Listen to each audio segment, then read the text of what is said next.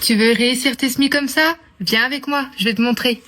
Pour faire tes semis, c'est simple. Il te faut un contenant, comme un godet. Si tu fais beaucoup de tomates, tu prends des plaques. On va commencer d'abord par les petits godets. Ce qui est très important pour le semis, c'est un bon terreau spécial semis. Je te conseille de l'acheter directement chez ton producteur.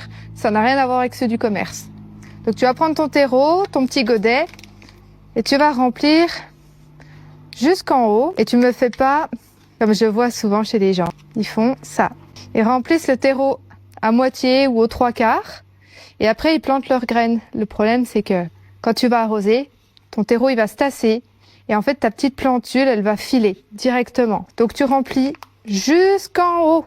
Tu fais ton petit trou pour accueillir la graine. Je sème des graines de chez Vols.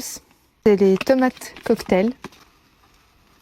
Je vais prendre ma graine. Je vais venir directement la poser. Après, je recouvre avec à peine de terreau. Je tasse avec le bout du doigt et c'est terminé. Allez, je te remonte tout ça. Comme ça, après, t'auras le coup de main. Un pot. La terre jusqu'au-dessus. Deuxième pot. J'appuie légèrement pour faire un petit trou. Je prends mes graines et je les dépose dans les trous. Ton semis, il est déjà terminé. Je t'invite à marquer la variété de ta tomate avec un simple scotch. C'est important de marquer la date aussi pour savoir si ton semis il est bon ou pas.